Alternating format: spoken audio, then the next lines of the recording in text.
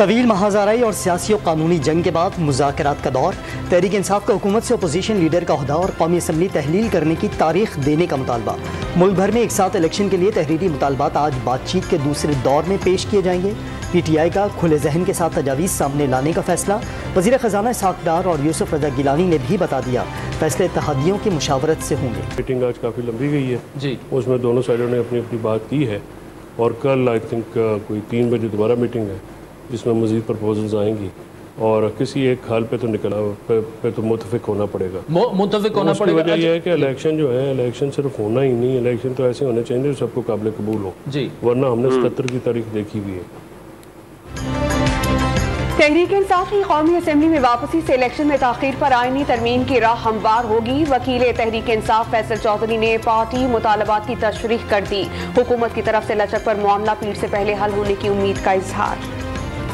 तहरीक इंसाफ के मुतालबात गुज़िश्ता 20 साल से सुन रहे हैं, उन मुतालबात का कोई सर पैर नहीं होता। लीग कायद नवाज शरीफ का लंदन में सहाफ़ियों को जवाब। सुप्रीम कोर्ट ऑफ पाकिस्तान ने इलेक्शन कमीशन ऑफ पाकिस्तान से इंतखाबी फंड के उसूल पर पेशरफ्त रिपोर्ट मांग ली। रजिस्ट्रार ऑफिस का आज रिपोर्ट पेश करने का नोटिस जारी। सुप्रीम कोर्ट में एक साथ इलेक्शन की दरख्वास्त पर समाअत के दौरान फौरी मुज़ाकरात की यकीन दहानी कराई गई। सियासतदानों से मुज़ाकरात से हल ना निकाला तो आइन भी है और अदालत का फैसला भी जैसा है वैसा ही चलेगा। चीफ जस्टिस के रिमार्क्स। लगता है हुकूमत सिर्फ पास खेल रही है, कोई हिदायत या टाइम लाइन नहीं दे रही। बराए मेहरबानी आइन के लिए एक दूसरे के साथ बैठें। जस्टिस बंदियाल का फरीक़ैन से मुकालमा। शाह महमूद की तजावीज़ इन चैम्बर सुनने से इनकार। तहरीक इंसाफ के रहनुमा फवाद चौधरी ने 2-3 रोज में मुज़ाकरात का नतीजा जरूरी करार दे दिया। गुज़श्ता रोज पार्लियामान में ऐलान बगावत किया गया। सुप्रीम कोर्ट के किसी जज से मुतालिक पार्लियामान में बहस नहीं हो सकती। आइन तोड़ने का मतलब हर पाकिस्तानी के हक पर डाका डालना होगा। असद उमर की गुफ्तगू। सरबर अवामी मुस्लिम लीग शेख रशीद को हुकूमत की नीयत पर शकूक व शुबहात।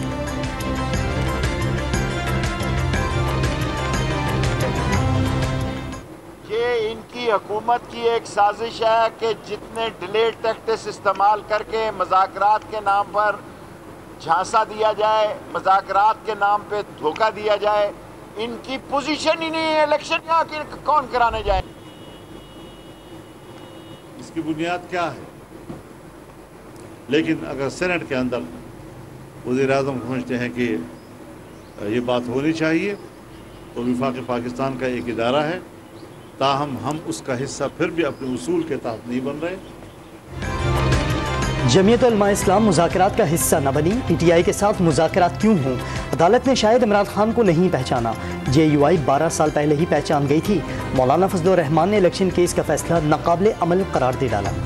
2018 के इलेक्शन से लेकर उनकी हुकूमत के ख़त्म होने तक उनको एक एक बात का हिसाब देना होगा कि किस तरह नायब न्याजी ने मिलकर इनकी बहन को जेल भिजवाया, किस तरह नायब न्याजी ने मिलकर नवाज शरीफ की बेटी को जेल से गिरफ्तार किया, किस तरह नायब न्याजी ने मिलकर झूठे मुकदमात के अंबार लगा दिए।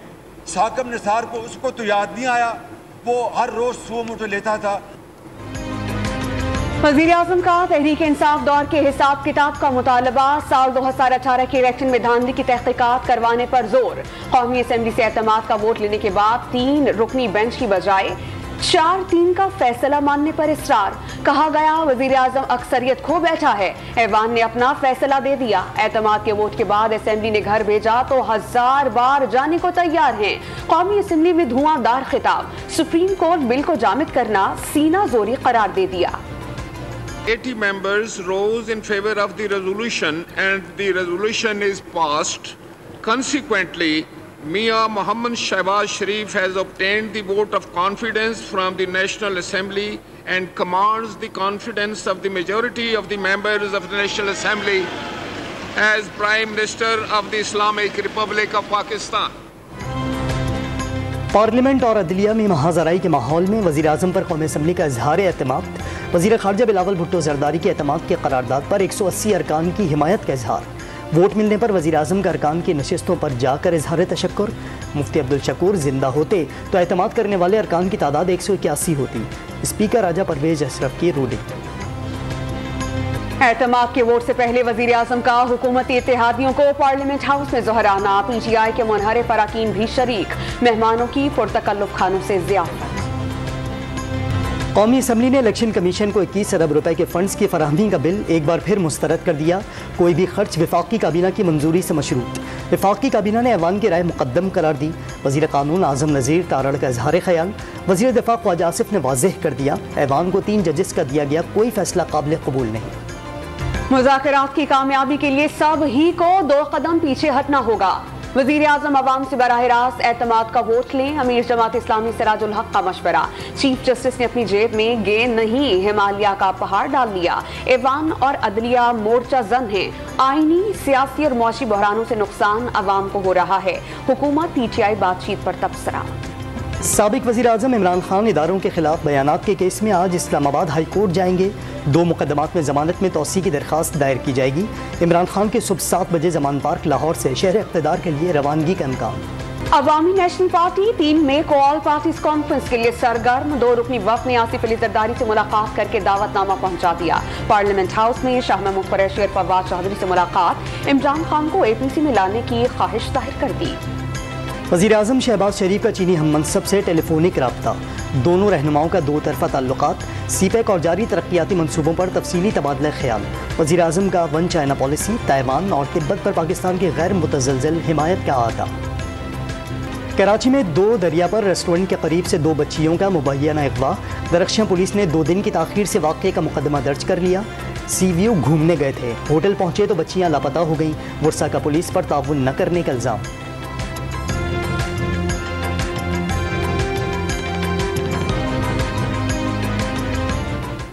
पुलिस वालों के पास 10 और 15 मिनट 1 घंटे बाद जा रहा हूँ, कोई मदद नहीं कर रहा हमारी, कोई नहीं सुन रहा हमारी।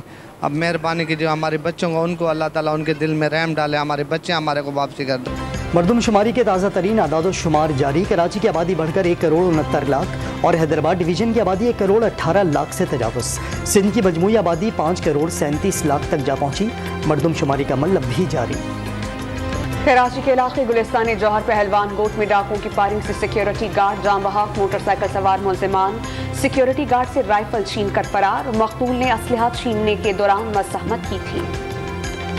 कराची एयरपोर्ट पर बैरून मुल्क से आए 3 मुसाफिरों में मंकी पॉक्स की अलामत। 1 सोमाली और 2 पाकिस्तानी शामिल।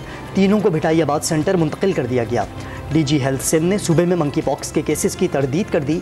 सिंध भर के मखसूस अस्पतालों में आइसोलेशन वार्ड भी कायम। पंजाब हुकूमत ने निजी अस्पतालों को मंकी पॉक्स के मरीज दाखिल करने से रोक दिया। सरकारी अस्पतालों के आइसोलेशन वार्ड्स में रखने की हिदायत। भारत को सेफ गेम्स में हराकर मेडल जीतने वाला लियारी का फुटबॉलर इमदाद की आस लिए दुनिया से रुखसत। 3 सोगवार बेटियां बेसहारा हो गईं। गम से निढाल वालिद का बहू को नौकरी देने का मुतालबा। मुल्क में मगरबी हवाओं का ताकतवर सिस्टम दाखिल हो गया। खुशदार में शदीद बारिश के दौरान आसमानी बिजली गिरने से 2 बच्चे जाम बहक, 3 अफराद बेहोश। तुरबत में यालाबारी, घोटमी में गर्मी और हफ्स के बाद मूसलाधार बारिश से मौसम खुशगवार। कराची समेत सिंध और पंजाब में आज बरसात का इम्कान। कराची में बारिशें सर पर आ गई। नालों की सफाई न हो सकी। शहर के 38 बड़े 550 से ज्यादा छोटे नाले कचरे से भरे होने के बायस अर्बन फ्लडिंग का खदशा। फाखर जमान की शानदार सेंचुरी। पाकिस्तान का न्यूजीलैंड के खिलाफ वनडे सीरीज में फातिहाना आगाज। 289 रन का हदफ 49वें ओवर में 7 विकेटों पर पूरा कर लिया। इमाम उल हक के 7 रन की बदौलत पाकिस्तान को 124 रन का आगाज मिला। बाबर आजम के 49 रन। न्यूजीलैंड की तरफ से डेरल मिचेल के 113 रन बेकार गए। फास्ट बॉलर नसीम शाह की इब्तदाई 6 वनडे मैचेस में सबसे ज्यादा 20 विकेटें। फखर जमान और इमाम उल हक में 7वीं बार 100 से ज्यादा रन की शराकत। बाबर आजम के इंटरनेशनल क्रिकेट में तेज रफ्तार 12,000 रन। पाकिस्तान वनडे फॉर्मेट में 500 कामयाबियां समेटने वाला तीसरा मुल्क बन गया। न्यूजीलैंड के खिलाफ पहले वनडे में कई रिकॉर्ड्स पाश।